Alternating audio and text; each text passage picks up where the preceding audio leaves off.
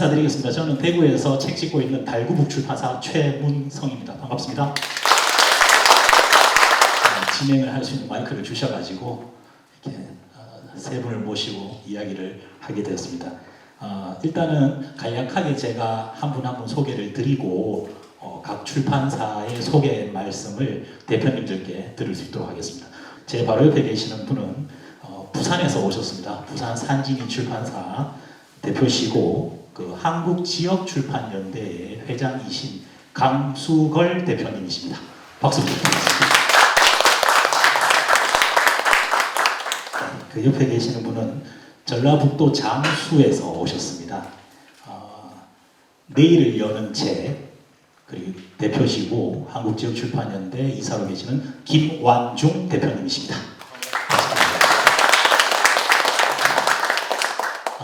거리상 가장 먼 곳에서 또 아침 일찍 출발하셔서 오셨습니다.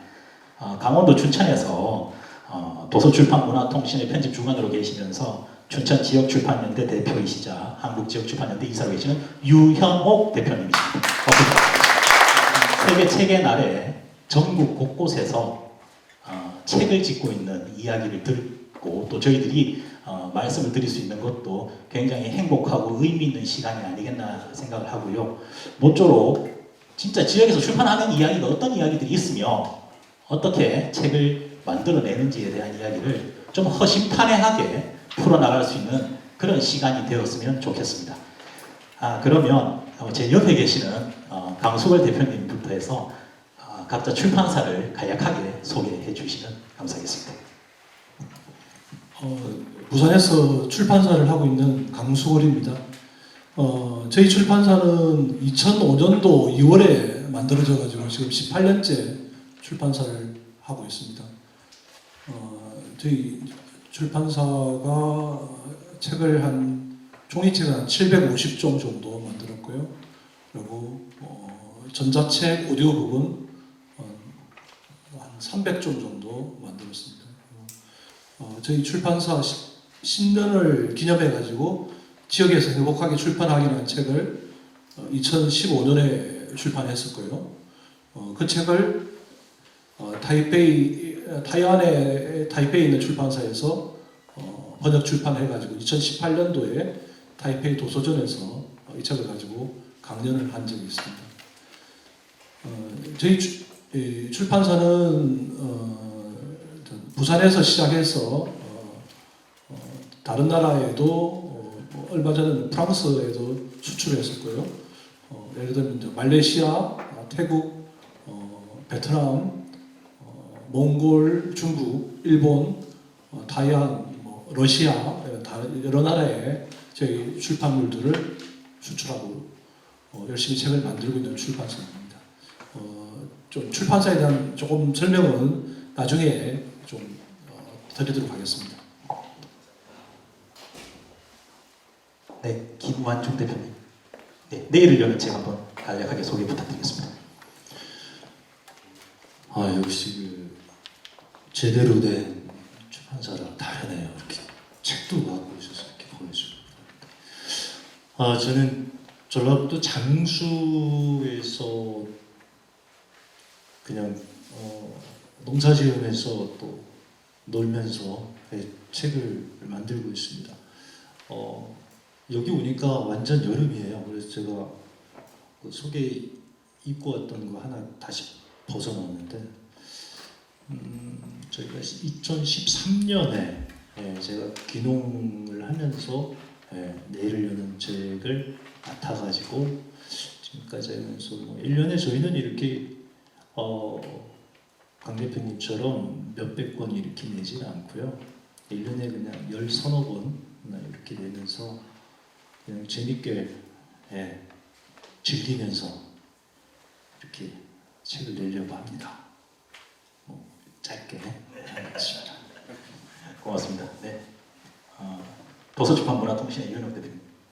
네, 저는 강원도 춘천, 대구하고 굉장히 먼 거리인데 중앙고속도로를 타고 오늘 굉장히 기쁜 마음으로 왔습니다. 사실 책 이야기를 한다 그러면 많은 분들이 안 오실 거라고 생각했는데 제 기대 이상으로 굉장히 많이 오셨네요. 저는 춘천에서 문화통신이라는 계절별로 이제 잡지를 만들고 있습니다. 주로 이제 강원도 지역의 이야기를 가지고 잡지를 만들고 또 그런 이야기들이 쌓이면 또 그 중에서 좋은 필자들의 이야기를 단행본 책으로 만들고 하는 그런 작업을 합니다. 다른 분들, 제 주변에 있는 분들은 제가 엄청난 고상한 취미 생활을 하고 있다고 생각합니다. 그만큼 어떤 경제적 관점보다는 문화운동 차원에서 저희는 이 출판을 지원하는 사단법인 문화커뮤니티 금토라는 그 사단법인을 가지고 책을 매개로 잡지를 매개로 전방위적으로 인문학 운동을 하고 있는 그런 단체에서 일하고 있습니다. 네. 감사합니다. 정말 다양한 곳에서 곳곳에서 이렇게 다양한 이야기들을 책으로 출판하고 있는 분들이시고요. 끝으로 저는 이제 이 처음에 달구북이라고 했을 때는 이 달구벌과 책을 합성어를 해서 달구북이라고 하는 출판사를 만들었습니다. 옆에 계시는 김한용 대표님은 또 그 옆에 비해서 뭐 13, 14권 낸다는데 그에 비해서도 뭐 그렇게 많은 책을 내지 않고 있기 때문에 아마 저를 이렇게 따로 자리를 빼놓은 것 같습니다. 그래서 그런데도 불구하고 한 권의 책을 내기까지 참 많은 시간과 노력과 피땀을 흘리면서 지역을 기록하고 사람들의 이야기들을 담으려고 애쓰고 있습니다. 처음에는 저희들은 대구에 있는 이야기들을 그림책에 담아서 역사와 문화, 인물의 이야기를 풀어나가려고 했고요. 지금은 또 대구가 가지고 있는 다양한 이야기들을 찾고 그런 스토리들을 책에 담아내려고 애를 쓰고 있는 출판사입니다. 들어오시다 1층 로비에 보시면 한국 지역 도서전 개최 도시전이라고 지금 하고 있습니다. 그 개최 도시전 같은 경우에는 한국 지역 출판 연대라고 제가 말씀드렸는데요. 서울 중심의 출판사가 아닌 각 지역 지방에 있는 출판사들의 모임입니다. 저희 한국 지역 출판 연대에서는 매년 각 권역별 도시를 다니면서 지역 도서전을 개최를 하고 있는데요. 2017년도에 제주도를 시작으로 해서 2018년 경기도 수원 화성 그리고 전북 고창 그리고 2020년에는 대구 수성에서 한국 지역 도서전을 했고 옆에 계시는 또 그 유현옥 대표님께서는 춘천에서 작년에 한국 지역 도서전을 열어서 많은 분들을 만나 뵀습니다. 그렇게 저희 한국 지역 출판 연대와 각 지자체가 힘을 모아서 그러한 활동들을 하고 있고 또 올해는 미리 말씀드리자면 광주 동구에서 한국 지역 도서전을 개최할 예정으로 있습니다. 그래서 이제 조금 이제 가볍게 어떤 이야기를 풀어나갈까 한 몇 날 며칠 저는 나름대로 생각을 했습니다. 말씀드렸다시피 어떤 뭐 주제를 발제를 해서 어떤 그런 토론을 하기보다는 그냥 우리가 사는 이야기로 풀어나가자 했던 것이 중심이었고요. 제가 듣고 싶었던 첫 스타트는 그겁니다. 출판을 시작하게 된 뭐 계기랄까요? 아니면 출판을 내가 먼저 이렇게 시작을 하게 할 때 어떤 생각으로 책 만드는 일을 해야 되겠다 생각을 했는지 한번 여쭤보고 싶었어요. 저는 책을 만드는 것보다는 사실은 이제 글을 쓰는 사람이었습니다.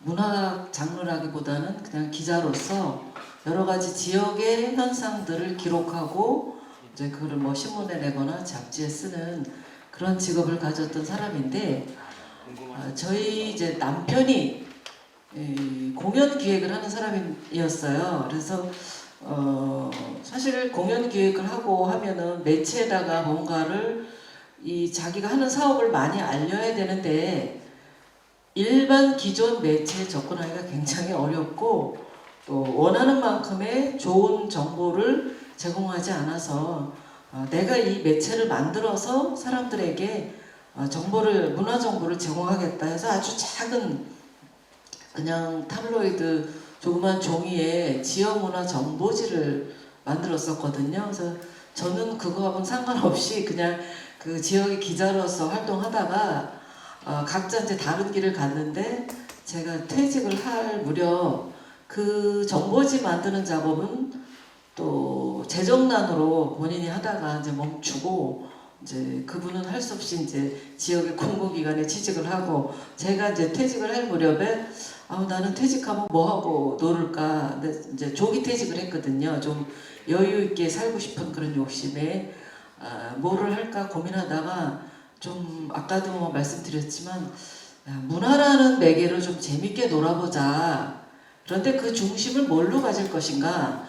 뭐 이런 고민을 하면서 그럼 남편이 만들었던 그 작은 정보집 제가 키워서 제가 잘하는 글쓰기의 어떤 매체로 삼아보자. 그래서 웹진을 만들고 또 웹진만 갖고는 또 전파력이 좀 약해서 잡지도 만들자. 이렇게 해서 잡지와 웹진을 만들기 시작했는데 제가 말이 길어질지 몰라도 하나 더 이제 단행본 책을 만들게 된 계기는 또 다른 제 이유가 있습니다.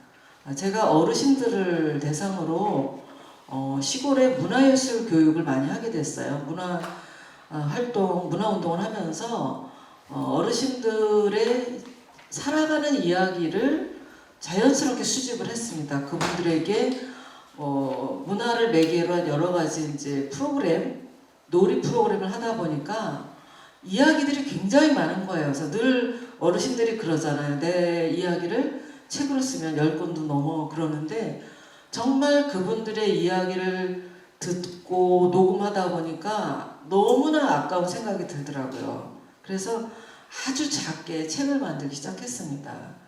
뭐 파는 책이 아니라 그분들에게 기념으로 책을 드리려고 책을 만들었는데 이분들이 책을 나오는 날 개인 이야기도 아니고 한 10분 모아가지고 그 동네에 그 춘천 외곽에 좀 이렇게 좀 비난한 동네에 사시는 저소득층 어르신들이었는데 정말 보기도 뭐 좀 왜소한 책을 만들었는데 너무너무 감동하시면서 막 우시는 거예요.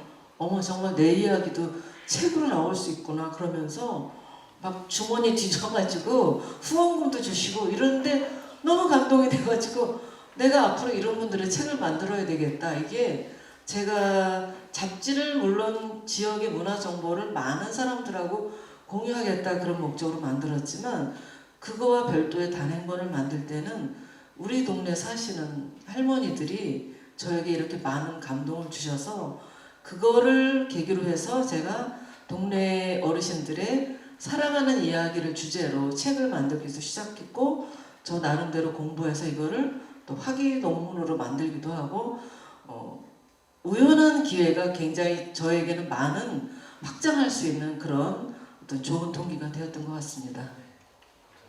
제가 그러면 이어서 한 걸 말씀 다 해주셔가지고 하나 여쭈고 싶은 건 그 춘천의 근대거리를 거닐다라고 하는 책인가요? 네. 예, 그 책을 보면은 제가 알기로는 그게 이제 어르신들의 구술을 이렇게 네. 모아놓은 책이라고 생각이 드는데요. 이렇게 어르신들의 구술을 듣고 혹시 그러면 이게 어떤 기록하는 방식이라든지 아니면 다시 그 작가의 손을 통해서 각색되는 부분이라든지 그 진행 과정을 간단하게 한번 설명해 주실 수 있어요? 네, 보통 요즘 구술이 좀 유행이긴 합니다. 직접 글을 쓰지 않아도 내가 말만 하면 책이 나오니까 내가 이야기할 테니까 책 써줘 뭐 이런 분도 계시고 구술에 대해서 어떻게 보면 굉장히 쉽게 생각하는데 구술은 이야기하는 사람과 그것을 듣는 사람의 상호 교감입니다. 제가 구술을 아까도 말씀드렸지만 구술을 처음에는 본격적으로 의도하진 않았어요. 어르신들하고 놀기 시작하면서 근데 이 어르신들의 살아온 이야기를 놀면서 자연스럽게 흘러나와서 이걸 체계적으로 기록을 해야 되겠구나 하고 여러 가지 그 다음에는 좀 전문적인 이제 구술 체력 방법을 썼는데 보통 이야기하는 자체는 굉장히 본인의 주관적인 기억입니다. 근데 그 기억이 사실이지는 않거든요. 그러면 바라보는 상대가 그분의 기본적인 맥락이나 어떤 그 이야기하는 어떤 팩트를 사전 정보를 가지고 대화를 나누는 것이고 저분이 약간 생각이 너무 자기중심적으로 가는 거지 하면 다시 좀 잡아줘야 되는 그런 상호 교환을 통해서 구술 기록이 생겨나는 겁니다. 그래서 보통 이제 구술은 역사 연구의 한 방법으로 커다란 지역 어떤 어떤 그 세계사나 국가사가 아닌 어떤 동네 개인 역사에서 미시사라고 표현을 하는데 전적으로 기록하는 사람과 또 그것을 또 이야기해주는 사람이 오랫동안 밀접한 관계를 가져야만 만들어낼 수 있는 그런 작업이라고 생각합니다. 직접 또 유인옥 대표님께서는 글도 쓰시기 때문에 혹시 여기 계신 분들 중에 또 본인이 직접 집필을 하시면서 어떤 자신의 책을 꿈꾸시는 분이 계시다면 이따가 또 질문해 주시면 정말 좋을 것 같고요.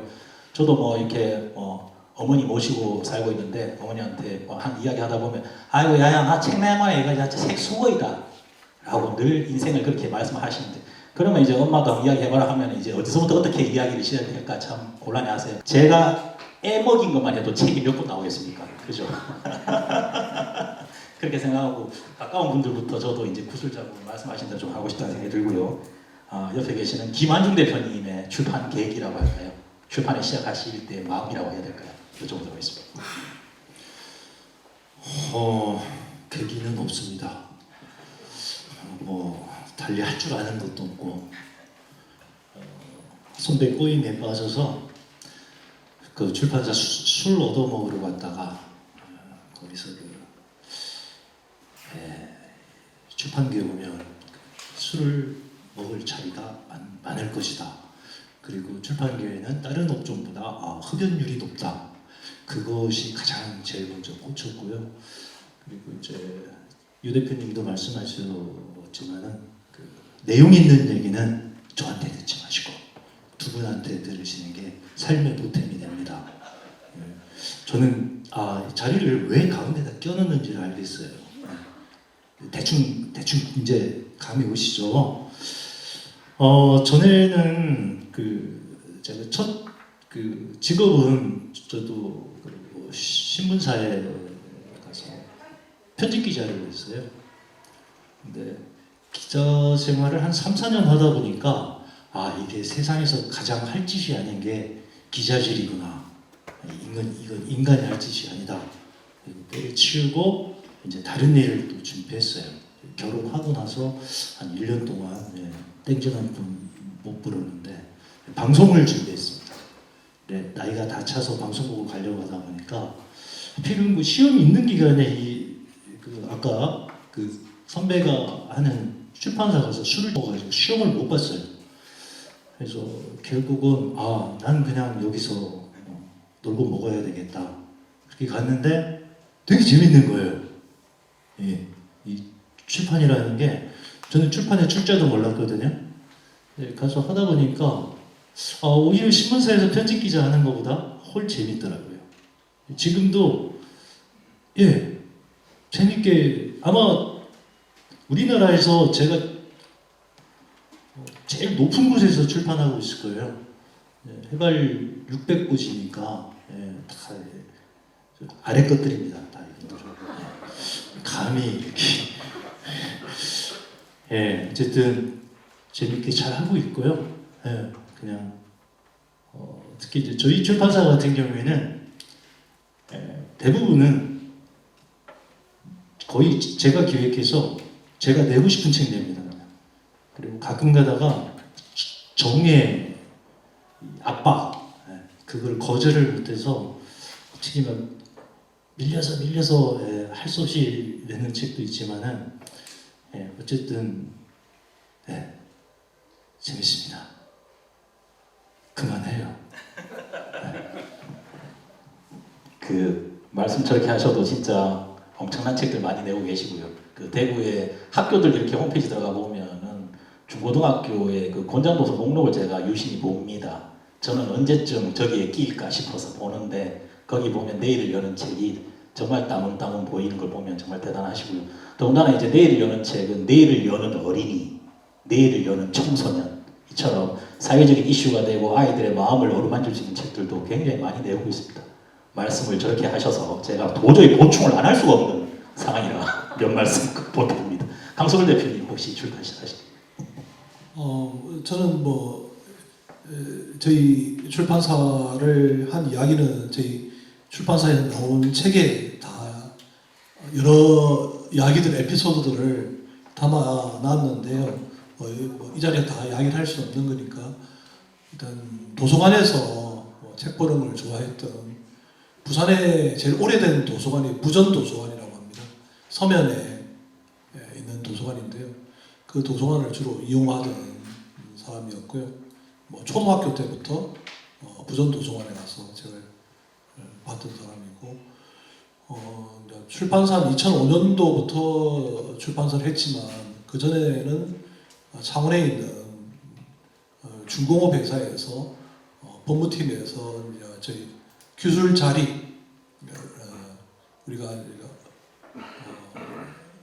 미국이라든가 유럽으로부터 기술 종속에서 기술 자립을 위한 프로젝트 이런 것들을 담당을 한 10년 정도 했던 적이 있고 그러고 난 다음에 이제 출판사를 부산에서 하게 됐고 제가 이제 태어나기는 진주에서 태어났지만 주로 자라기가 부산에서 살았기 때문에 부산에서 출판사를 했습니다. 만약에 제가 대구에서 자랐으면 대구에서 출판사를 했을 겁니다. 그래서 이제 부산에서 출판사를 하다 보니까 부산에 있는 공공도서관에 가서 부산에 관련된 책들을 정독을 했었고요. 그래서 이제 책들이 부산 관련 책들을 2005년도에 책을 내기 시작했고 저희 출판사가 책을 2권을 동시에 부산 관련 책을 냈는데 부산의 대표 신문사인 부산일보사에서 2권의 책을 소개하는 게 아니고 저희 출판사가 출판사가 문을 열었다는 것을 기사로 낸 적이 있습니다. 그러니까 산질이란 출판사 만들어졌다는 이야기를 일면식이 없는 기자인데 보고 출판사를 소개하는 그런 기사가 났었죠. 그 다 에피소드는 이 책에 보면 나와 있습니다. 그렇게 하면서 10년 정도 자충우돌 책들을 내왔고요.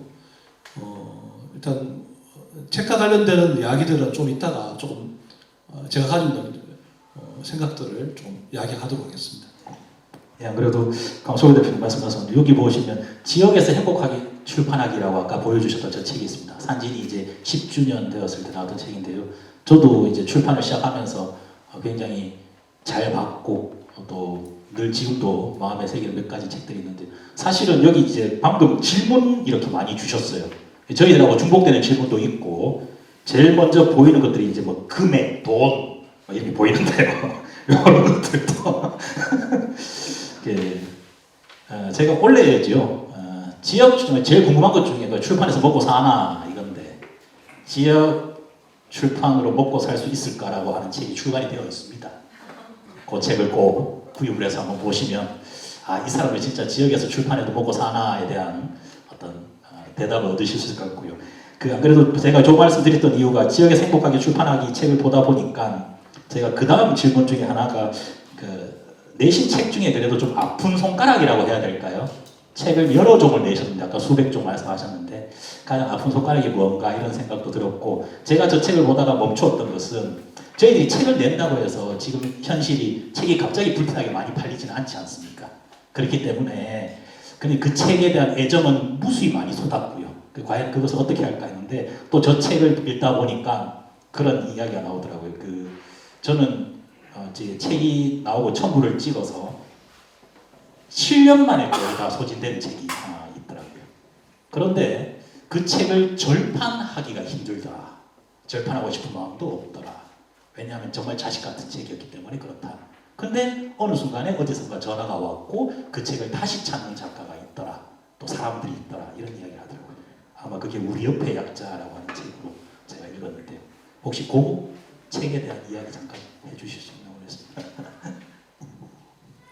우리 옆에 약자를 쓰던 저자는 저희 출판사 지금 기획실장을 장수해서 맡고 있습니다. 원래 그 책을 쓸 때는 서울에서 기자를 하고 있었는데 제가 후배가 돼가지고 책을 한번 써봐라, 럽보를 한번 써봐라. 우리 사회의 약자들에 대한 책을 써보라고 했고 그렇게 책이 나왔었고요. 좀 책과 관련해서 이렇게 본다면 우리가 책이란 게 오래된 거잖아요, 그죠? 우리가 수천 년 동안 책이란 게 존재해 왔고, 그리고 봐왔는데 이렇게 도서관이라는 행태도 수천 년이 된 거지 않습니까, 그죠? 도서관에서 책을 볼 수 있는 자유를 누리는 사람은 아주 소수의 사람만이 과거에는 했었잖아요, 그죠? 노예제 사회에서 도서관에 출입은 자유롭지 않았으니까요. 근데 현대 사회에서 도서관은 우리가 가장 책을 많이 접할 수 있는 공간이고 자유롭게 도서관을 이용할 수 있게 되면서 책을 볼 수 있는 환경이 좋게 됐는데 우리가 조금 일렁다는 행위를 도서관에서 책을 빌려서 이렇게 책을 보지 않습니까? 책을 읽게 되는데 일렁다는 행위도 처음부터 도서관이 존재하지 않았다가 생긴 것처럼 일렁다는 행위도 우리가 다시 한번 생각해 볼 필요가 있다고 생각이 들어요. 우리가 책 하면 가장 전 세계에서 제일 많이 보는 책이 성경책이지 않습니까? 그죠? 서구 문화 문명이 큰 부분이 이제 성경책으로부터 시작이 됐는데 성경책을 과거에는 라틴어로 쓰여졌지 않습니까? 그죠? 라틴어로 쓰여진 성경책을 읽기가 힘들었습니다. 왜냐하면 그 당시에 성경책은 마침표나 띄어쓰기나 뭐 이런 게 안 돼 있었어요. 다닥다닥 글자가 붙어 있었기 때문에 그걸 글자를 보고 읽을 수 있는 사람은 아주 소수의 성직자만이 읽을 수가 있었던 거죠. 책은 책인데 성경책인데 지금의 성경책이 아닌 거죠. 그래서 성경책을 읽을 수 있는 사람은 아주 적은 사람만이 볼 수가 있었습니다. 그게 10세기까지 읽기의 역사였습니다. 근데 너무 그게 불편한 거예요. 불편해서 11세기에 성직자들이 책을 좀 바꿔보자. 성경책을 좀 어떻게 바꿔볼 수 있을까? 읽을 수 있는 방법이 없을까? 마침표도 만들고 띄어쓰기도 만들고 라틴어로 가지고 최소한의 혁명을 했던 거죠. 그러면서 읽기가 훨씬 더 수월해진 겁니다. 그러면서 혼자서 읽기가 가능했던 거죠. 그전에는 함께 모여가지고 성직자가 소리내어 읽어야만 읽을 수 있는 환경, 읽는다는 행위가 공동으로 모여서 소리내어 읽는 것만이 읽는 행위였습니다. 그런데 11세기에 되어서야 읽는다는 행위가 혼자서 읽을 수 있는, 우리 묵독이라고 하죠. 묵독이 가능하게 된 게 띄어쓰기라든가 마침표라든가 우리의 최소한의 장치에 의해서 성경책을 혼자서 읽는 행위가 11세기에 만들어지게 된 거죠. 근데 이게 결국은 서양에서는 종교개혁으로 연결됩니다. 혼자서 읽으면서 책을 읽으면서 생각하게 되고 성경을 해석하는 방식이 달라지기 시작하는 거죠.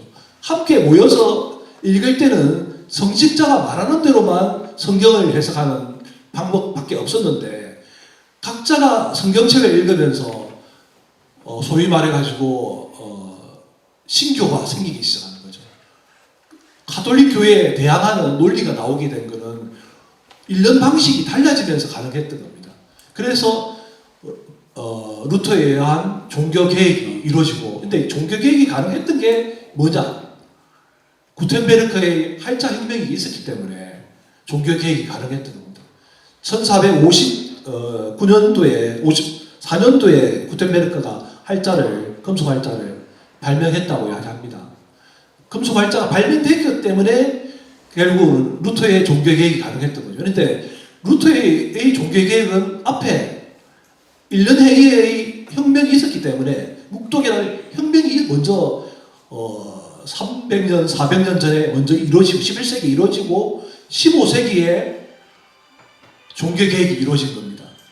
그러니까 우리가 어떻게 보면 읽는 행위와 책은 연결되는 거고 또 활자 혁명에 의해서 책은 또 강범하게 확산이 됩니다.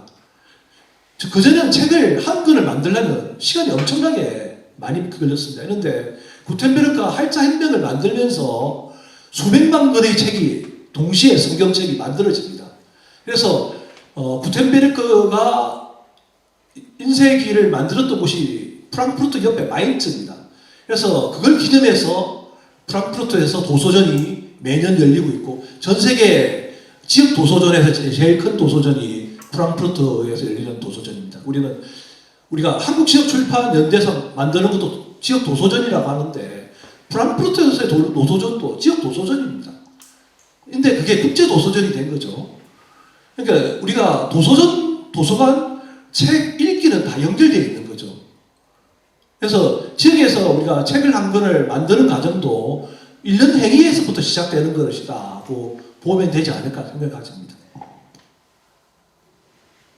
와, 예. 세계 책의 날 특집입니다. 말씀 감사합니다. 아까 이야기를 하다가 있는데요. 김한중 대표님께 한번 여쭤보겠습니다. 가장 그래도 내일 이런 책에서 가장 기억에 남는 책이라고 평범하게 질문을 던질 수도 있고요. 또 조금 바꿔서 이야기하면 어떤 원고가 들어왔을 때 느낌이 팍 오는 책. 그거에 대해서 좀 말씀해 주시면 감사하겠습니다. 제가 장수에 13년도에 내려왔다고 아까 얘기했잖아요.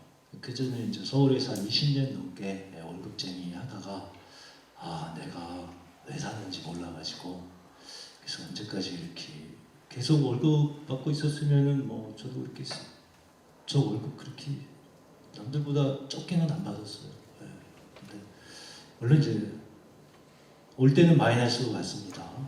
뭘 했는지는 모르겠는데 일단은 13년에 와서 제가 제 꿈이 지금 저는 제 꿈대로 살고 있다라고 생각해요. 시골에 그리고 전북 전라북도 장수는 제가 장수로 이사 오기 전에는 이런 지역이 있는 줄도 몰랐어요, 사실. 휴가 왔다가 이제 몸에 이런 데가 있었네. 그래서 나중에 잘리면 오자 그랬는데 고맙게도 전에 다니던 사장님이 잘라주셔서 그래서 땡큐 그러면서 이제 장수로 왔죠. 아무런 연고도 없습니다. 그러면서 이제 농사 지으면서 이제 제가 내고 싶은 책을 내고 지금 있어요. 솔직히 말해서 원고를 받고 이거야 라고 한 책은 단 한 번도 없습니다. 네. 왜냐면 원고가 오는 경우는 별로 없어요. 그리고 그래도 10종 중에 한 권 하면 좀 너무 가난해 보이잖아요. 그죠? 그러니까 한 100종 중에 한두 권 이거 한번 그냥 해볼까? 그런데 사실 그것도 이거 편집자가 고생하겠다. 근데 편집자가 고생해도 책 좀 되지 않을까? 라는 건 있어요. 왜냐면 제 기준이 있기 때문에. 그래서 아까도 말씀드렸지만 오는 원고보다는 제가 제시를 해요. 그러니까 그리고 대부분 이제 내가 생각하는 이 기획에 맞는 저자가 누굴까를 찾는 거예요. 그것도 재밌어요.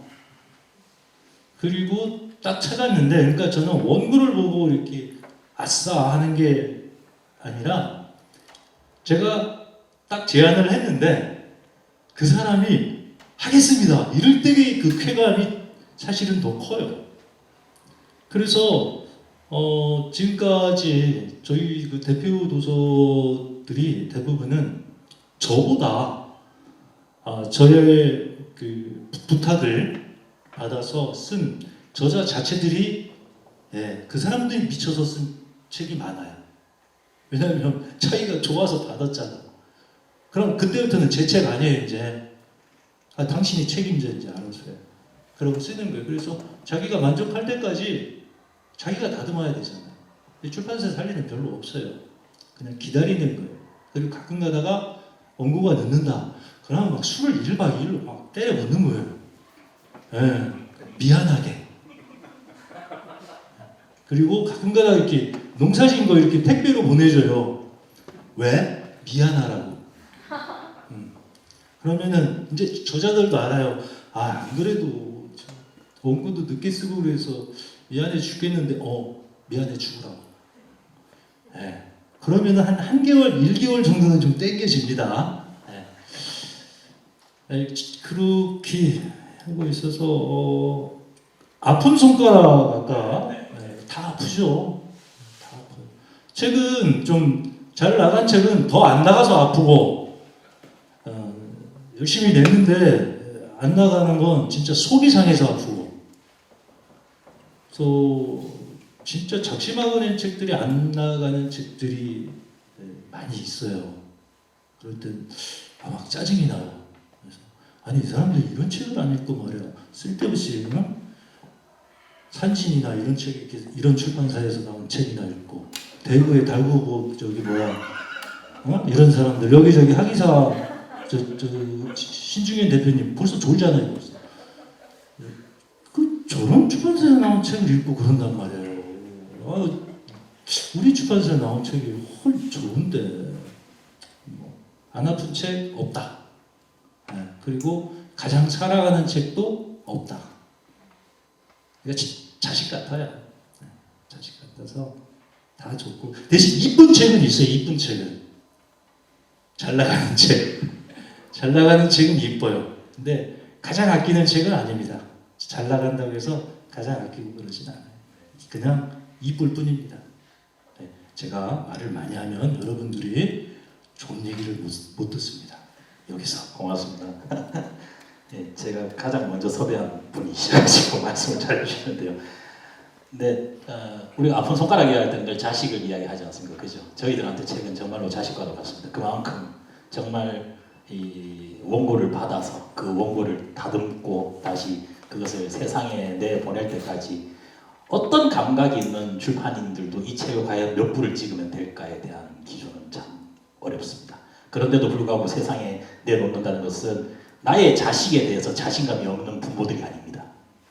정말 자신 있고 잘생겼고 이쁘고 다 좋습니다. 근데 아까도 제가 산진이 저 책을 말씀드렸던 그 이유가 중에 하나가 그 자식이 철이 드니까 팔리더라는 거죠. 그래서 시간이 조금 걸리더라도 정말로 저희들이 혼을 바쳐서 만드는 그런 책들이 또 다른 사람들의 손에 이렇게 갔을 때 독자의 손에 갔을 때는 참 보람된 일이 아닌가 생각을 합니다. 유일학 대표님께도 같은 내의 질문입니다. 아픈 손가락 좀 아프다 계속 그렇습니다만 효자도 이야기해 주시고 또 원고를 받으셨을 때 느낌이 막 이렇게 왔던 그런 이야기들도 좋고요. 편하게 말씀해 주시면 감사하겠습니다. 여기 계신 분들의 출판 프로세스에 비해서 저는 굉장히 아마추어로 일을 합니다.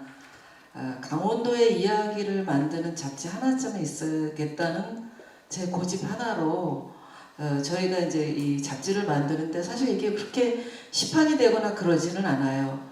회원 저희 시스템이 있어서 거의 회원 중심으로 배포가 되고 또 구독 회원 모집 조금 하고 뭐 이런 식으로 굉장히 좀 우악스럽게 잡지를 냅니다. 근데 또 대부분의 이 글을 쓰시는 분들이 무료로 기부를 해주셔요. 제가 이제 강제로 글 도네이션을 받아가지고 책을 내죠. 그래야지만 최소한의 인쇄비로 책을 만들 수 있기 때문에 제 주변에 이제 제 어떤 그 인맥풀을 가지고 필자들을 계속 찾아내거든요. 선생님 이거 이 주제로 글 한번 쓰세요. 좀 버무려는 없습니다. 막 국어를 하거든요. 그러면 그게 하루 이틀 한 번 두 번 해가지고는 안 되잖아요. 그러니까 마지막에 궁여지책으로 이거 계속 쓰시면 책을 내드리겠습니다. 뭐 이런 게 서로 얽히는 과정이 있습니다. 그러니까 제가 이제 현실을 얘기했지만 그렇게 작가들하고 오랫동안 잡지의 단편으로 피드백을 하다 보면은 이거는 책을 안 내면 안 되겠다 싶은 그런 책들이 그런 원고들이 생겨나기 때문에 그런 관점에서 제가 뭐 책을 잘 팔 자신은 없지만 최소한의 뭐 이렇게 책을 좀 내드리겠습니다. 이렇게 해서 책을 내는 경우가 저는 굉장히 많아서 어디 그렇게 판매망이나 홍보망을 제가 세련되게 못해가지고 모든 책이 아픈 손가락이긴 하지만 그래도 아까 강수월 대표님 말씀하셨지만 뜬금없이 책 주문 올 때는 이게 무슨 일이 생겼나? 막 놀래요. 제가 작은 몇 권 안 되는 몇십 권 와도 이게 무슨 일이지? 그러다 보면은 이벤트가 있어. 갑자기 무슨 조선일보에서 노인들의 뭐 산티아고 순례를 간다고 해서 저희 선배 책 산티아고 70대 노인이 산티아고 여행한 책 그냥 인정으로 냈는데 그 책이 막 주머니 들어오고, 요즘은 갑자기 또 저희가 이제 강원도를 배경으로 한 문학 배경지를 책을 낸 적이 있어요. 그것도 저희 이제 편집위원이 쭉 연재를 했던 것을 이거 아까우니까 책을 한번 내자 하는데, 사실은 그런 주제가 그렇게 잘 팔리는 책은 아니잖아요. 관심 있고 책이나 문학에 관심 있는 분이 강원도를 배경으로 한 소설이나 문학에 어디가 배경지인가 이렇게 관심을 갖게 되지, 그렇게 관심이 별로 없는데 그래도 이래저래 이제 최소한의 이제 제작비 뭐 이렇게 나올 만큼 또 아름아름 이거는 원주시를 배경으로 했으니까 책 사주세요 뭐 해가지고 그 이제 거의 이제 책이 없어요.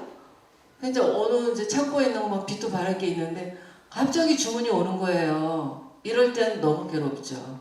이걸 다시 찍어야 돈은 안 되고, 이 주문에 부응하지 못하는 이 아픔을 정말 책 만들어 본 사람만이 알 수 있는 그런 아픔인 것 같고, 책을 읽는 취향들이 되게 제한되어 있기 때문에 저같이 로카를 상대로만, 다른 책은 사실은 낼 재주가 없어서 못 내는 거고 제 주변의 이야기를 좀 그래도 좀 확장하기 위해서 책을 내는데, 그런 책들은 늘 제 마음에 묻어두고 있고, 이거 책 팔리지도 않는데 이제는 어떻게 처분하면 안 되겠습니까? 라고 직원들이 이러면 절대 그러면 안 된다고, 잘 나더라고.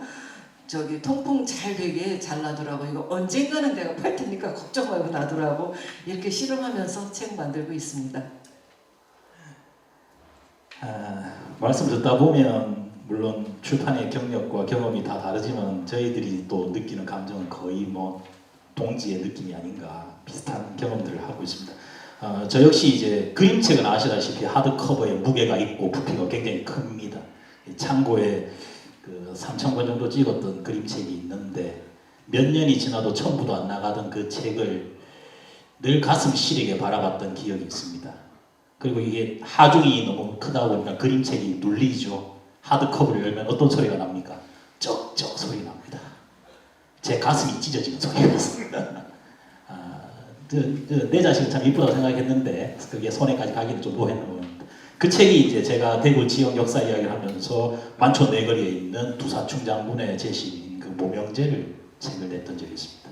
그 모명제라고 하는 그림책 속에는 그 임진왜란 당시에 중국 명나라 두사충 장군이 이순신 장군과의 어떤 교류의 모습이기 때문에 결국은 광화문에 있는 이순신이 우리 책을 팔아주더라. 그래서 한 500권, 800권 이렇게 두 차례 올라갔던 기억이 있습니다. 그때는 다시 박스를 열어서 새 박스에 담고 책 한 권 한 권을 제 손으로 다 먼지를 털고 쩍쩍 소리 안 나도록 했던 그런 기억도 있고요. 그게 참 몇 년 동안 쌓여 있었을 때 그 마음은, 창고는 비좁은데 자꾸 자식은 낳고 있다. 그런 상황이 있었습니다. 이제는 좀 출판을 하시면서 뭐 가장 신경 쓰이는 부분도 있으시겠지만 뭐 그것과 같은 이야기입니다. 가장 내가 신경을 많이, 출판에 있어서 가장 신경 쓰는 부분과 또 출판을 하다 책을 한 권 세상에 내기까지 가장 신경이 곤두서는 부분이라고 표현해야 될까요? 그런 게 있다면 한번 가볍게 말씀해 주시면 좋겠습니다. 예, 감수를 드립니다.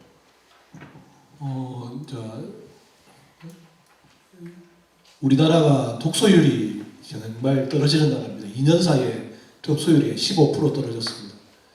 OECD 국가들 중에서 책을 가장 읽지 않고 있는 나라에 속합니다. 그런 나라에서 출판을 한다는 게 정말 어렵습니다. 우리나라가 세계에서 출판으로 보면 7위에서 8위 정도 랭킹에 속하는 나라입니다. 그러니까 전체 출판 매출은 큰데 우리나라 출판사들은 영세합니다. 재벌들이 출판사를 하지 않습니다.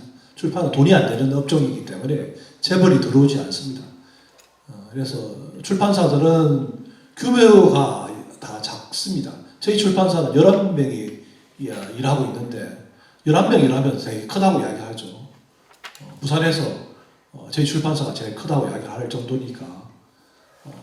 근데 정말 우스운 이야기죠, 사실은요. 세계 7위, 8위의 출판 매출, 우리나라 경제 규모가 7, 8위 정도 되잖아요. 예, 비해서 독서율은 OECD에서 꼴찌입니다. 그것도 떨어지는 속도가 아주 가파르게 떨어지고 있습니다. 2년 사이에 15%가 떨어졌다는 것은 우리나라 국민들 중에서 10명 중에서 4명만이 책을 보고 6명은 아예 책을 보고 있지 않습니다. 그 4명도 정독을 하는 비율은 또 떨어집니다. 그래서 그런 나라에서 책을 내고 책을 판다는 것은 어떻게 보면 어려움에 가중될 수 있는 환경입니다. 그래서 책을 만드는 것도, 그러니까 책을 사서 볼 사람이 없는데 책을 기획하고 책을 디자인하고 편집하고 그렇죠, 판매를 해야 된다는 게 너무 어렵습니다. 그리고 얼마나 우리가 요즘 종이 가격이 작년 올해 올라가고 있는지, 짜장면 가격이 배로 오르고 있다 하지 않습니까? 밀가루 가격이 지금 더블로 올라갔다고 이야기하는데 국제 펄프 가격은 작년부터 해가지고 계속 오르고 있습니다. 뭐 거의 올라가는 속도가 무섭습니다. 우리나라가 세계에서 책 가격이 제일 싼 나라에 속합니다. 소설책이 만약 15,000원이라고 한다면 다른 나라는, 프랑스 이런 나라는 25,000원, 30,000원 정도 됩니다. 그런 프랑스 출판사들도 제가 수출 때문에 3월달에 줌으로 미팅을 하는데 일단 좀 펄프 가격이 너무 올라가서 우리 산진이 책을 수입해서 출판하는 걸 좀 펄프 가격이 진정될 때까지 사긴 사는데 제작해서 판매하는 걸 좀 이따 하겠다 뭐 이야기를 할 정도로 요즘 국제 환경이 고통스럽습니다. 그래서 어떻게 보면 지역에서 출판하는 게 행복하기는 한데 또 다르게 보면 지금 환경이 너무 어려운 환경에 놓여 있는 것도 마찬가지라고 생각이 됩니다. 그래서 이런 때에 우리는 어떻게 해야 될까라는 생각을 하면서 일단 책을 많이 찍어내면 안 되겠다는 생각을 가집니다. 왜냐하면 옛날에는 출판사 초기에는 2,000부씩 찍었는데 지금 그렇게 책을 찍으면 출판사가 문을 닫습니다. 망할 수밖에 없습니다. 그래서 그때보다 독자 숫자가 훨씬 줄었기 때문에 책의 발행부수를 점점 적게 찍어야 되고 가능하면 종이책을 안 찍어야 됩니다. 종이책의 가격은 코스트가 너무 올라가기 때문에 지금 찍기가 무섭습니다. 예, 찍으면 돈이 바로 지업사한테도 돈을 제출해 다 줘야 되고 인쇄소도 줘야 되고 재본소도 줘야 되고 물류창고에 매달 우리 1년에 한 3,000만 원 정도 물류창고에 물류비를 내거든요. 이번에 15% 올려줬습니다. 물류비가 막 올라가고 있습니다.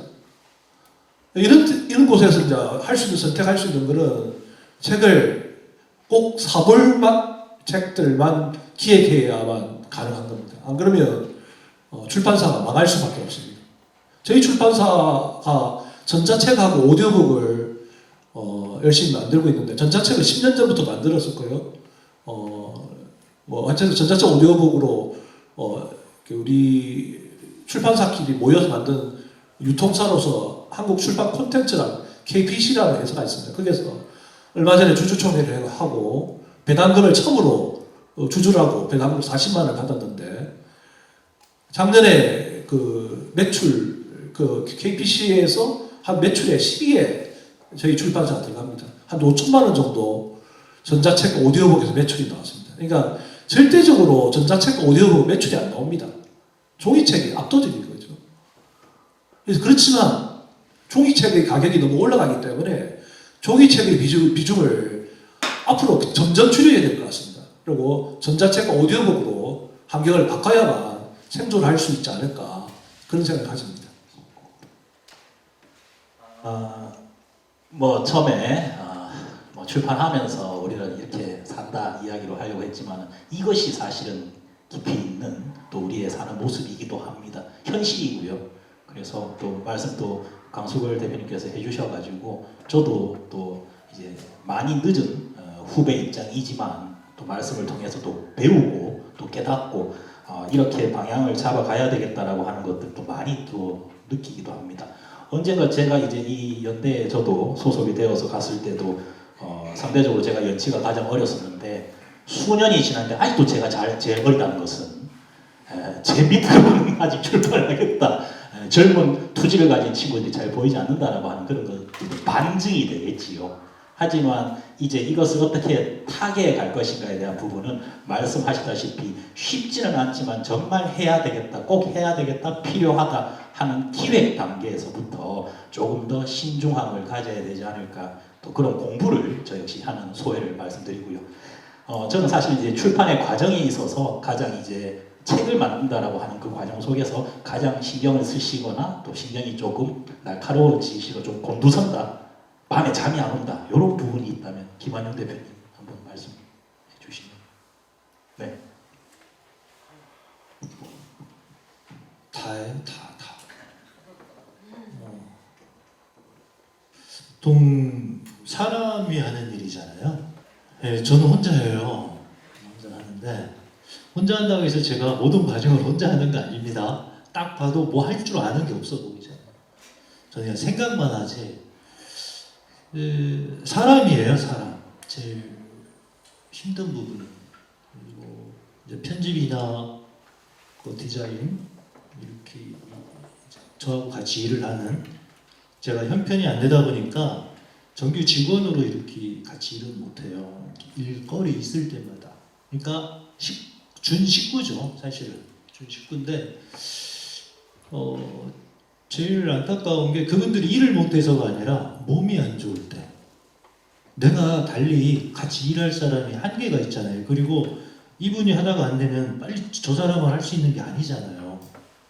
그 사람하고 같이 일을 하려고 했을 때 얼마나 많이 소통했고 서로 눈빛만 봐도 알 수 있는데, 그리고 출판이라는 것은 지속적이어야 되는데 그럴 때 좀 많이 그렇고 잠은 많이 못 잡니다.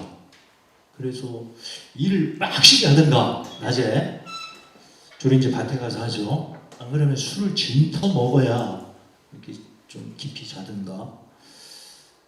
출판 생각을 안 하려고 해요.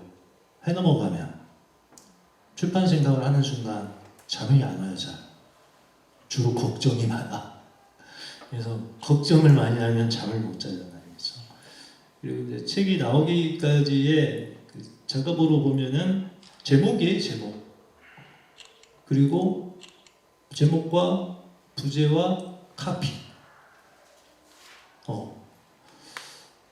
근데 이제 제가 또 전에 그 편집 기자를 해서 그런지 이제 첫 사회생활을 헤드카피 뽑는 걸로 하다 보니까 그게 이제 출판에는 되게 도움은 돼요. 그래서 네, 첫 번째 사람, 그리고 전체 말씀을 하셨지만은 어쨌든 재밌게는 하는데, 재밌다고 해서 문제가 없는 건 아니잖아요. 그죠? 손흥민이 보고 축구 왜 하냐면 재밌게 하잖아요. 박세리도 재밌게 골프 치고 했잖아요. 근데 재밌다고 해서 힘든 게 없는 거하고는 다른 문제죠. 그렇죠? 재미는 있어. 그리고 지가 하고 싶어서 하잖아요. 손흥민이 누가 시켜서 하겠어요, 지금 축구를? 지가 하고 싶으니까 하는 거지. 근데 힘든 부분이 있잖아요. 예. 힘든 부분은 언제든지 있죠. 그래도 전체적으로 봐선 행복하고 행운아 같고 사람이 자기 하고 싶은 거 하면서 사는 경우 많지 않잖아요. 힘들죠. 근데 힘이 안 든다라는 건 다 거짓말이고, 근데 좀 뭐 재밌게 힘든 경우, 아니면 진짜 힘들어서 힘든 경우,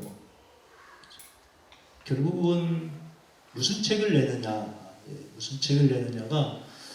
근데 이거를 하다 보면은요, 어떤 때는 그래서 10시 이전에 잠을 자려고 해요, 제가. 인간하면. 중간에 깨우면 그 사람이 너무나 증오스러워. 그래서 10시 이후에 전화하는 사람 제가 사람 취급을 안 하려고 해요. 그때 깨면은 3시, 4시까지 잠을 못 자요. 그러면 이제 그때 무슨 생각을 하냐면 다 기회가 아니에요. 그리고 막 카피 쓰고 이미 그때 책이 한 10권은 나와요. 아침에 딱 깨보면 낼 게 하나도 없는데. 그러니까 근데 괜히 막 이렇게 이게 병이라 병. 그러면은 이제 저희 집에 저 2평 반짜리 흙집이 있어요. 마당 쪽에. 그러면 이제 그 마치 뭐가 뱀이 허물 넣듯이 쓱 이부자리에서 이렇게 나와서 그쪽으로 갑니다. 그러면 한 사람이 잠 못 자고 뒤척거리면 옆 사람도 잠 못 자잖아요. 이 사람은 문제예요. 그러면 이제 쓱 빠져나와서 저희 이제 황토방으로 가는 거예요. 그럼 절대 노타치입니다. 그리고 아침에 절대 안 깨워요. 네, 그래서 근데 뭐 지가 하고 싶어서 하는 건데.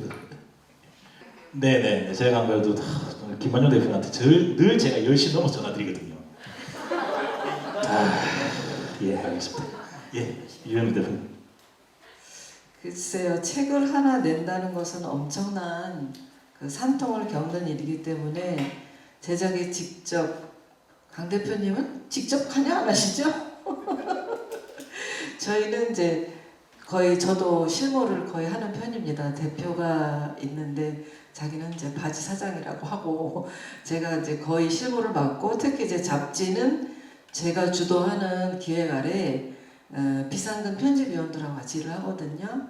근데 저희 이제 직원들이 있는데 이 잡지 만드는 시즌이 되면 저를 안 건드립니다.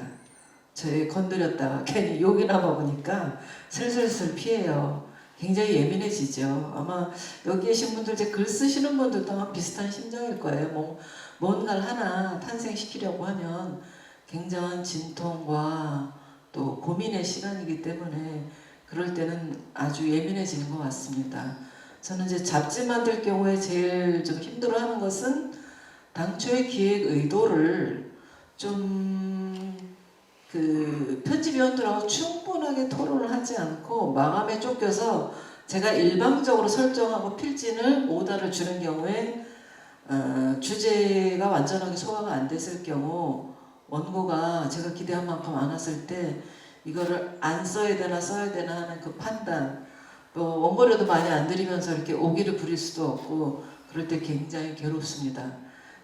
그 굉장히 힘든 시간이고요. 또 저는 제 자체가 글을 쓸 때 신문사에서는 이 띄어쓰기나 이런 것들에 대한 굉장히 관용적으로 했어요. 예전에는 이렇게 족판을 할 때 띄어쓰기를 잘 안 지켜가지고 그래서 제가 아주 나쁜 습성이 있어가지고 이 교요를 잘 좀 못 보는 경향이 있고, 물론 제가 직접 안 보는 경우도 있지만 제 성격상 최종 보거든요. 근데 가장 중요한 것은 그 필진에 정확한 이해가 없으면 굉장히 이상한 교열이나 교정을 배우는 경우가 많거든요. 깜장 치마가 검정 치마가 돼서 엄청난 항의를 받은 적도 있고, 근데 그 필진이 이 용어를 왜 썼는지 정확하게 이해하지 않고 요즘 젊은 친구들은 맞춤법이나 표준어 기준으로 쓰려고 하기 때문에 특히 지역에서 책을 만들 때는 지역의 글맛, 지역 언어를 일부러 쓰는 경우가 많은데 이걸 표준어로 고쳐놓으면 굉장히 괴롭잖아요. 그래서 우리 직원들이 이걸 제대로 의도를 파악하고 고쳤나 해서 그 직원들은 절대로 뭐 이렇게 파일로도 안 고치고 종이에 연필로 고칩니다. 제가 최종 오케이 해야 고치기 때문에 이제 그런 것들이 또 책이 나왔을 때 마지막 그 띄어쓰기나 맞춤법 아니면 뭐 이제 그 부호 같은 경우 틀렸을 때 그런 거 여러분들이 책 사서 보실 때 그거 몇 개만 나오면 신뢰도가 확 떨어지잖아요.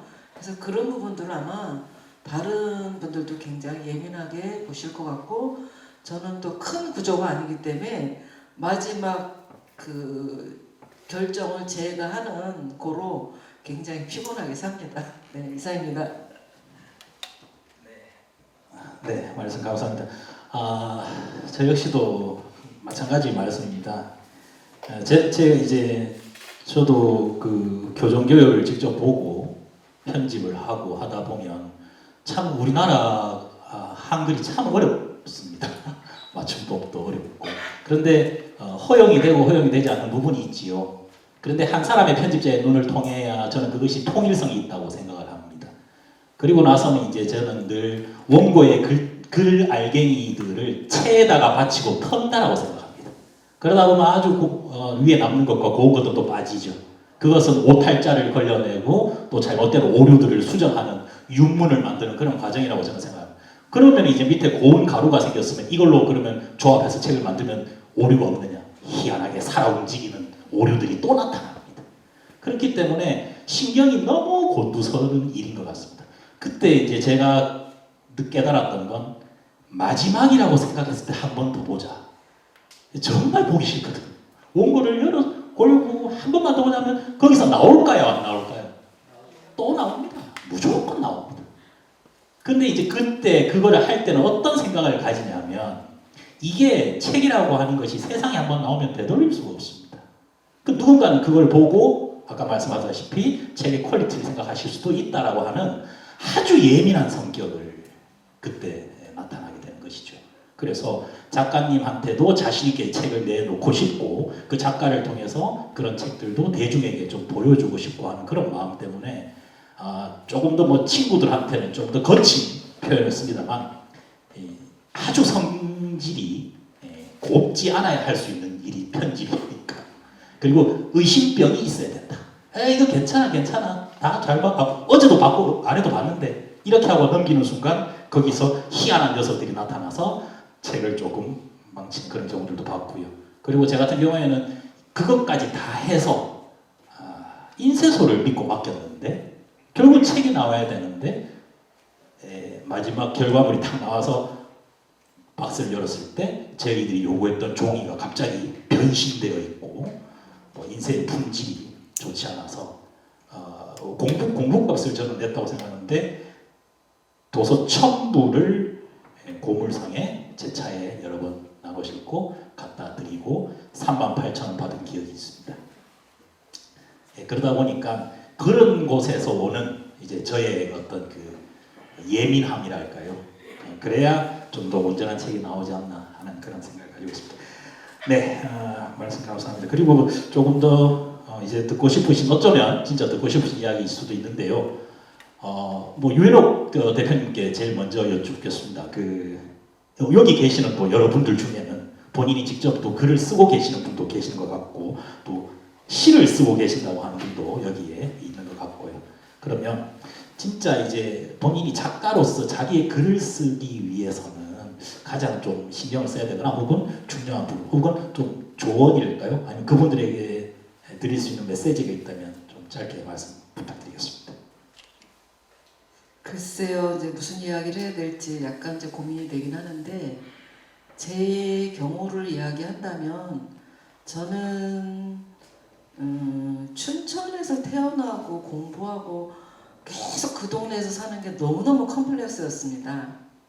완전 초년으로 이렇게 내 인생 끝나야 되나 이런 고민, 또 수도권으로 공부하러 가지 못한 컴플렉스 이런 게 굉장히 많았는데 이제 그거를 이제 역으로 생각을 했습니다. 내가 이 지역에 대해서 가장 많이 알고 있기 때문에 이거를 다시 한번 천착해보자. 내 주변부터 살펴보고 그걸 나의 자산으로 삼아야 되겠다.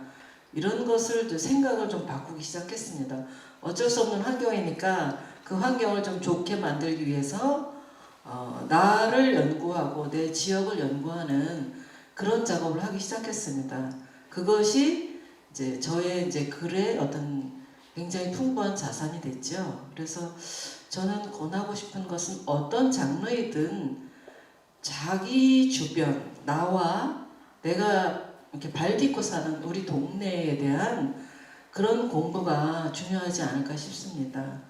저는 요즘 그 춘천이나 강원도를 이제 배경으로 한 어떤 그 근현대사 조사 사업, 콘텐츠 연구 사업을 좀 많이 하는 편인데 그럴 때 저 같은 그런 기록이 아니어도 문학 작품 안에 우리 지역이 어떻게 담겨 있나, 지역을 어떻게 표상하고 있나 이런 걸 굉장히 많이 찾거든요. 그럼 유난히 지역에 대한 이야기를 많이 담는 작가들이 있어요. 그래서 만약에 이제 춘천에 춘천을 이야기할 때 안개를 이야기하는데 소설가 한수산이 생각하는 안개와 소설가 이회수가 생각하는 안개가 다르거든요. 각자의 관점이 다릅니다. 근데 제가 보는 관점에서 이걸 다 묶어놓으면 아, 춘천의 안개는 이런 색도 있고 이런 색도 있고 이런 색깔도 있구나를 제3자 관점에서 볼 수 있거든요. 그래서 어떤 장르에 계시든지 작게는 나의 주변. 저는 이제 저희 그 엄마의 삶도 그런 이제 구술체록을 하다가 저희 엄마의 어떤 제가 좀 싫어하지만 엄마를 닮은 근성 이런 것도 이제 파악을 했는데 아주 작게는 나의 맥락에서부터 내가 살고 있는 지역의 맥락을 공부하는 것이 어떤 장르의 글을 쓰셔도 굉장히 도움이 되지 않을까 그런 걸 말씀드리고 싶습니다. 네, 말씀 감사합니다. 이제는 작가가 아니라 혹시라도 이제 요즘 뭐 1인 출판, 뭐 미디어 출판 이런 이야기들이 자꾸 나오고 있는데 혹시라도 여기 계시는 분들 중에 나의 글로 내가 직접 책을 한번 내고 그 책을 출판을 하고 싶다 하시는 분이 또 계실 수가 있어서요. 지금 여지껏 이제 저희들이 출판했던 이야기들 뭐 책 이야기 이렇게 이어가고 있는데 여기에 만약에 출판하고 싶으신 분이 계신다면 그분에게 어떤 말씀을 해주실 수 있을지 싶습니다. 하지 마요. 왜 하지 마시고요. 본인이 스스로 발견 못하는 다른 재능이 있을 거예요. 그거를 찾으려고 한번 노력을 해보세요. 네. 그게 좋아요. 그리고 혹시 이제 도움이 되실까봐 그래서 제 경우를 말씀드릴게요. 제 경우는 뭐 출판이 사업이니까 일단 먹고는 살아야겠죠. 그래서 장소에 와서 늘은 게 있다면 출판 종수 그리고 빚이 늘었어요.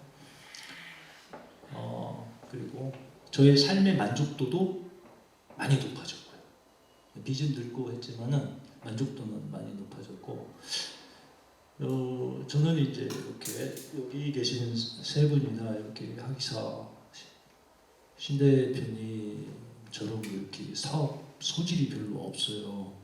그래서 제가 말씀을 드리고 싶은 것은 왜 출판을 하는지를 진짜 고민해봤으면 좋겠어요. 저는 출판을 하는 이유가 제가 이제 장소 오기 전에 한 20년 보육쟁이 했다고 했잖아요. 책도 좀 많이 팔아봤어요. 그래서 어느 한 시리즈는 한 500만 부도 이렇게 팔아보고 그랬는데 전혀 만족이 없었어요. 왜냐면 내가 왜 출판을 하지라는 데 대한 그 몸살이 있어가지고 그걸 장소에 와서 이제 내키는 책, 정말 제가 내고 싶은 책. 그러니까 내일려는 책에서 책이 나온다라고 할 때에는 그게 나의 세상이라는 나의 방향, 삶의 방향성 거기서 오는 만족감. 그래야 장사가 좀 덜 되더라도 자기 만족은 있어야 되니까요. 자기 만족이라도. 그러니까 그런 어떤 분명한 목적, 분명한 어떤 출판을 이거 아니면 정말 나 후회할 것 같다. 그런 분만 하세요. 그리고 이만큼 그 채무가 쌓였을 때 이것을 내 식구들한테 피해를 안 주고 나 혼자 도망가도 될 정도의 그런 금융 채무관리 지식을 사전에 공부를 하시고 그래서 망해도 나 혼자 망하고 식구들은 전혀 지장이 없도록 탄탄히 준비를 하신다. 그래서 저자분들도 아까 여기 작가분들도 출판사를 잘 만나라. 일단 그리고 정말 내가 왜 이 글을 쓰는지 또 독자하고 나하고 이게 글을 쓴다라는 것은 자기가 그냥 일기 쓰는 건 아니잖아요. 그리고 책을 낸다라는 것은 사업이에요. 이거 취미 아니에요. 그러면은 독자하고 좀 제가 드리는 말씀이 좀 빡빡해 보일지 모르지만 이건 현실이에요. 그 독자하고 어느 공감대를 가지고 갈 것인가는 분명히 그건 생각하고 써야죠. 근데 어느 분들은 자기 생각만 얘기해요. 그럼 그냥 혼자 일기에다 쓰라고. 괜히 환경 오염 시키면서 나무 베고 석유 들어가 잉크 아까워 이렇게 해서 세상 내놔서 또 쓰레기로 버려져. 그런 거 하지 말라는 얘기예요. 그러니까 작가가 되고 싶으시면 그 정도의 기본 책임감을 갖고 그리고 출판사에 돈 될 만한 책 좀 내시라. 그렇다고 해서 잘 팔리고 막 그런 거 아니에요. 나중에 내려는 책을 보시면 알겠지만 더럽게 안 팔릴 책들이에요. 딱 보면. 그래도 살 놈은 삽니다. 어떤 놈이 사느냐 그걸 잘 보고 내야 되는 거예요. 나으셨습니까? 고맙습니다. 네, 말씀 주십시오. 김한중 대표님이 이제 말씀하시는 이제 요지는 좀 이제 출판의 진정성을 중심으로 얘기하셨는데 저는 요즘 사실 그 부분을 어떻게 하면 벗어날까 많이 고민합니다. 저희 자체가 애초에 시작할 때 뭐 출판 갖고 내가 돈을 벌겠어 포기를 했기 때문에 그런 면도 있겠지만 젊은 층의 출판이라고 하면 좀 개념이 다른 것 같아요.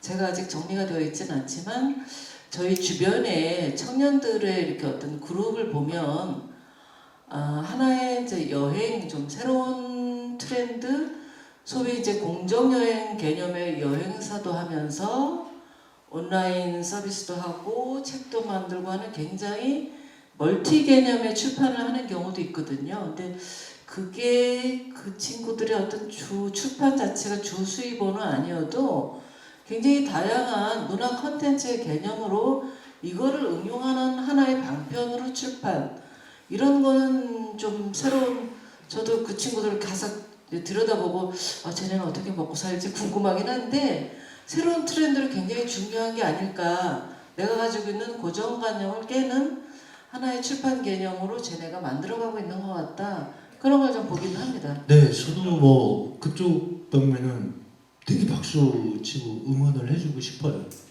전에는 이제 제가 드린 말씀은 지금까지 왔던 좀 고전적 출판이고요. 저희도 이제 많이 좀 탈피를 하려고 하거든요. 그리고 요즘 트렌드로 오는 출판 문화 개념은 상당히 많이 다양해졌기 때문에 좋은 말씀 해주셨습니다. 저도 적극 찬성하고요. 출판이라는 개념은 고정되어 있지 않겠죠. 그죠? 교과서에서 말하는 출판도 교과서도 맨날 바뀌는 것처럼 출판도 한 가지는 아닐 겁니다. 출판의 생명은 다양성입니다. 다양한 출판이 특히 중요하다고 보아지고요. 특히 로컬에서 출판한다는 거는 로컬이 로컬에게 말하는 거죠. 우리가 이제 지역 출판 연대를 만든 것도 우리가 대구에 학예사에 내는 책, 좋은 책들을 알게 되고, 그리고 우리 장수에서 또 좋은 책을 내고 있다는 걸 알게 되는 거, 이런 걸 통해서 우리가 함께 책 만드는 사람들이 고민하는 부분들을 나누게 되는 부분이 있을 것 같아요. 그래서 로컬에서 로컬로의 모습은 지금만 그런 건 아닌 것 같아요. 아까 전에 제가 구텐베르크 이야기를 잠깐 했었는데 구텐베르크가 활자 혁명을 했던 곳도 유럽에서는 변방입니다. 변방의 조그만 도시 마인츠, 지금도 인구가 한 20만밖에 안 되는 프랑크푸르트 옆에서 아주 조그만 도시인데 저는 거기서 활자 혁명이 이루어졌고 우리나라에서도 제일 오래된 직지 심체 요절이 1377년도에 청주 흥덕사지에서 만들어졌다고 이야기를 합니다. 그래서 청주에서 상당히 또 우리 문화유산을 유네스코에 의해서 문화유산이 되다 보니까 출판을 상당히 강조하잖아요. 청주도 뭐 변방 아니겠습니까? 이게 개성에서 바라볼 때는 변방인데 거기서 활자들이 만들어지고 활자 혁명이 이루어졌던 거죠. 그래서 변방에서 뭔가 사람들이 고민하고 연구하는 것들이 성경책으로 나오고 불교 경전으로 나오고 이랬던 거죠. 이렇게 바라본다면 책의 긴 역사에서 볼 때 변방에서 일하고 있는 사람들을 절대 무시하면 안 됩니다. 변방에서 새로운 사고가 나오고 새로운 책들이 항상 나왔습니다. 그래서 우리나라가 서울 중심으로 너무 일이 되다 보니까 이것도 역사가 90년대 이후의 일입니다. 그 전에 서울 중심이 출판이 아니었습니다.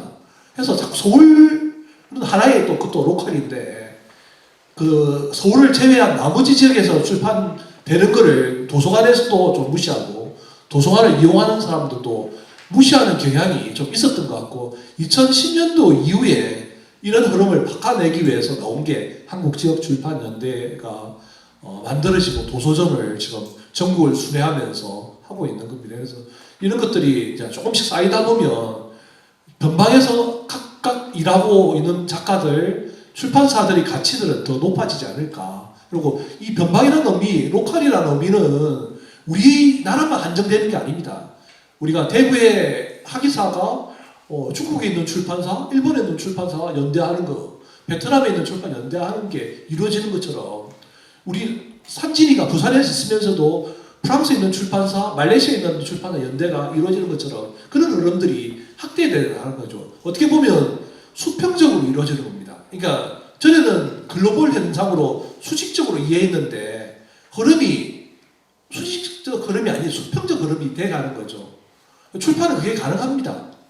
다른 나라의 출판사들은 도시별로 이루어지기 때문에 그 나라를 따지지 않습니다. 언어는 분명히 중요하지만 그 도시가 어딘지를 바라보는 겁니다. 그래서 대한민국을 따지는 게 아니고 어느 도시에서 출판됐느냐를 보거든요.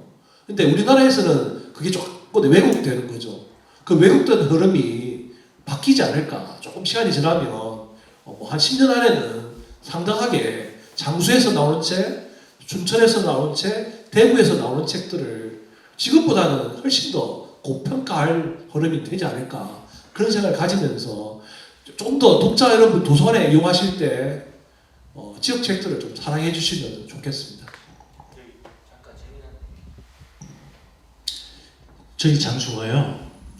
실제 사는 인구가 2만이 안 돼요. 17,000 되나?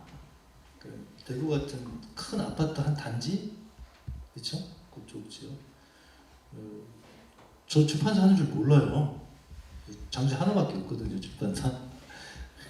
그리고 장수에서 별로 존재가 없습니다.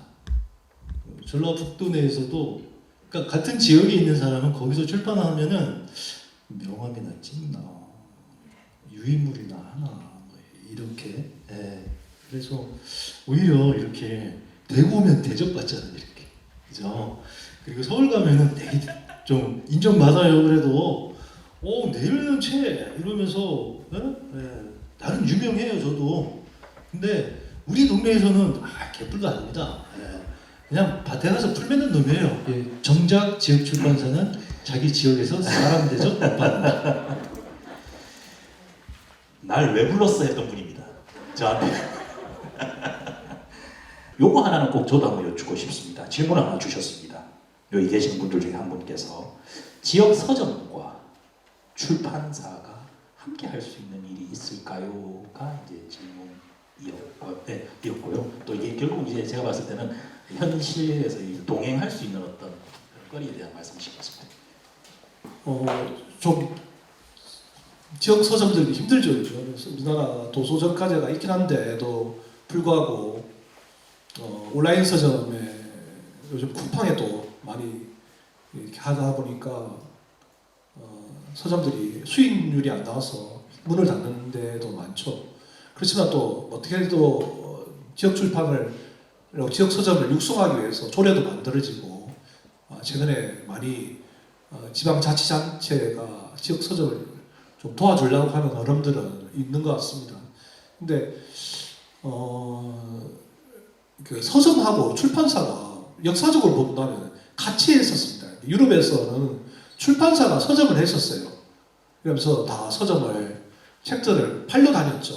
유럽에서 종교개혁 이후에 출판사들이 도시별로 출판사가 만들어지고 자기들이 서점도 직접 운영하고 했었는데 서점이 이제 별도로 나온 거는 19세기에 만들어집니다. 별도로 만들어지면서 서점은 별도의 산업으로서 나오게 됐고 우리나라도 그러다 보니까 이제 일제시대 이후에 이제 서점도 생기고 출판사도 따로 생기는 흐름이 된 거죠. 근데 지금 아마존이 미국에서 생기면서 온라인 서점으로 시작했지만 지금 엄청나게 강하게 되고 있고 서점과 출판사가 공생할 수 있는 방법들을 찾지 않으면 함께 위협에 처하는 환경이 되고 있거든요. 그래서 우리가 지역의 서점들과 지역의 출판사들이 연대해서 어떤 모임도 하고 행사도 하고 하는 것들이 중요하지 않을까 싶고요.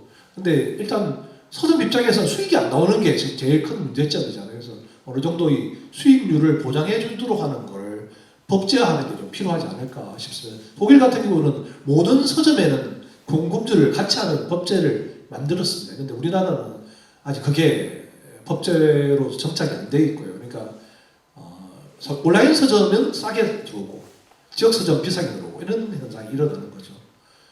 그래서 지역 출판사들이 지역 서점과 좀 연대를 해서 하는 흐름들을 만드는 방법들을 함께 좀 논의해보는 것들은 좀 필요하지 않을까 싶습니다. 지금 일단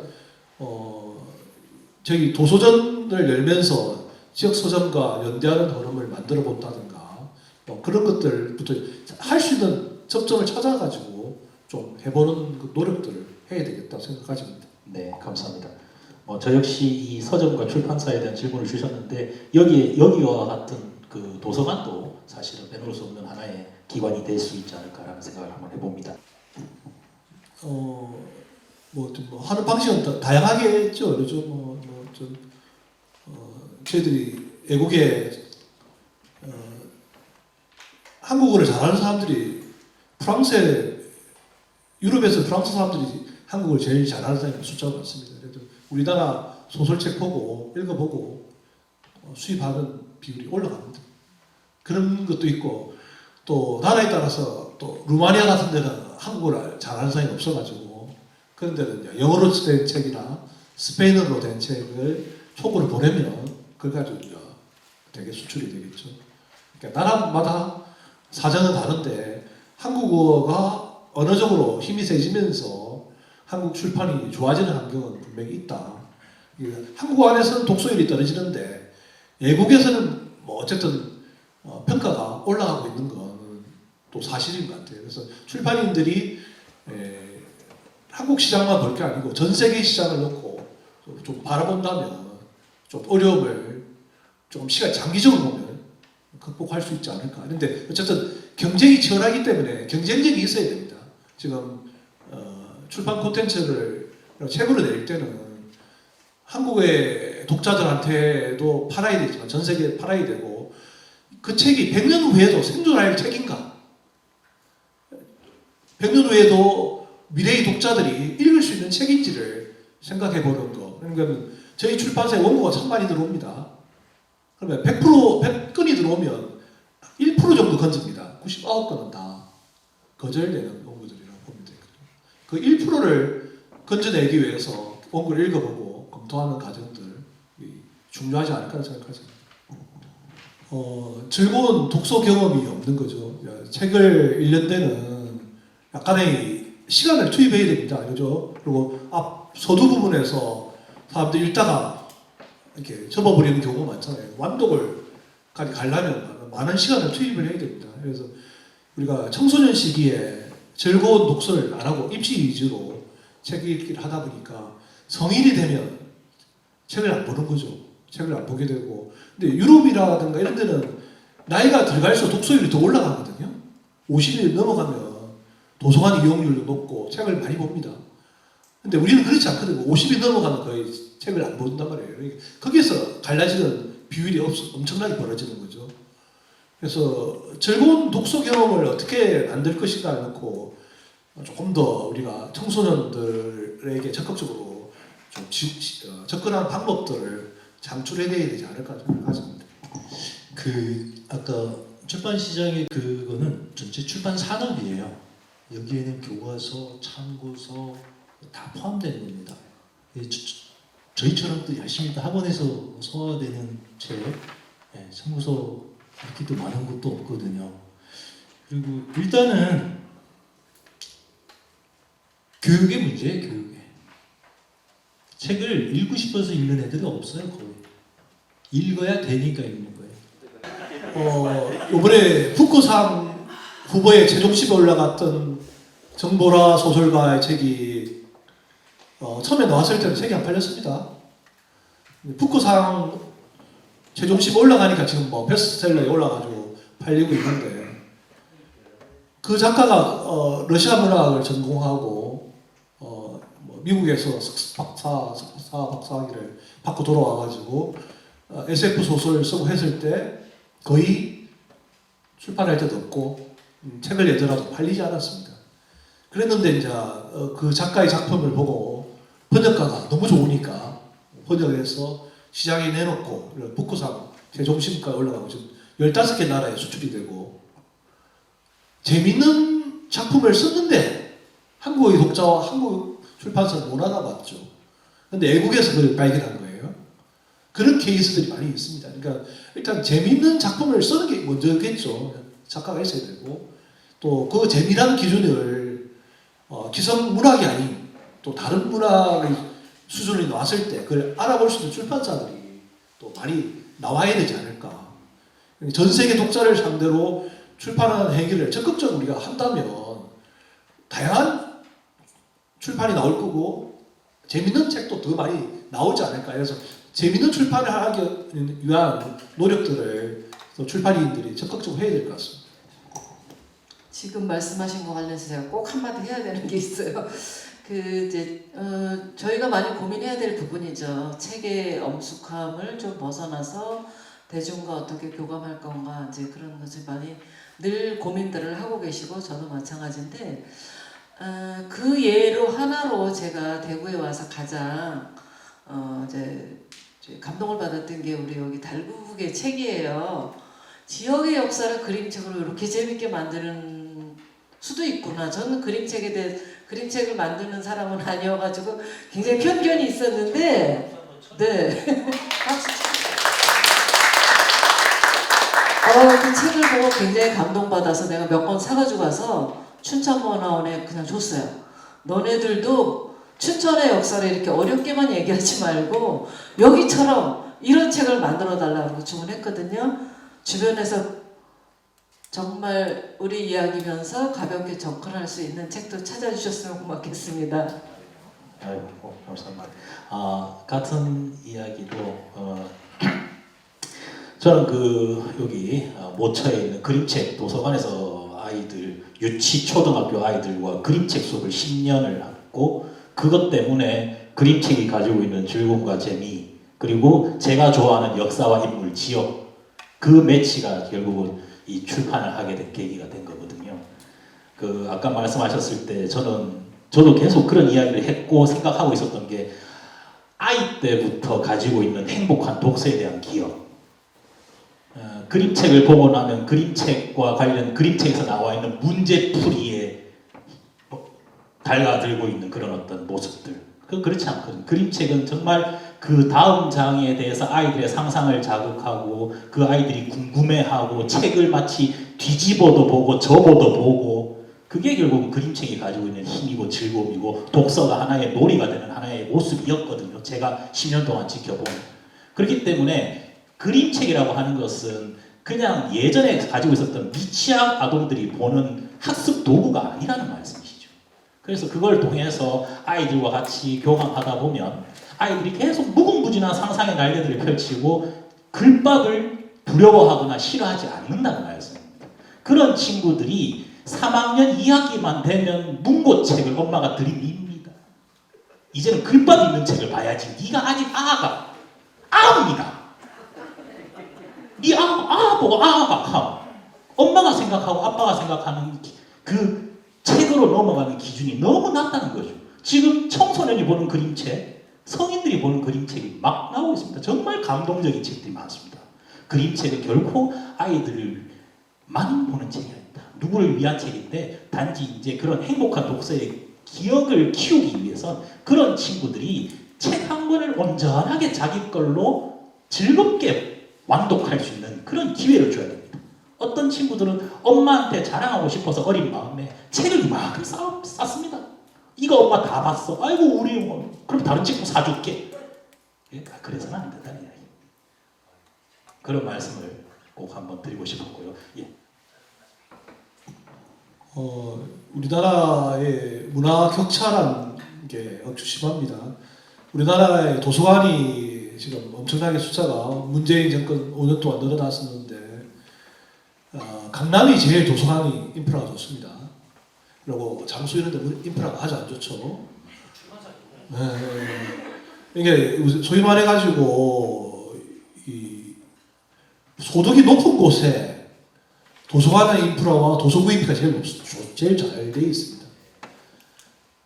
같은 세금을 냈는데 그 세금의 혜택을 보는 공공기관 문화시설들이 서울을 중심, 서울에서도 강남을 중심으로 집중되어 있는 현실, 이런 것들은 결국 소득이 높은 사람들에게 문화 환경이 좋게 되어 있는 거죠.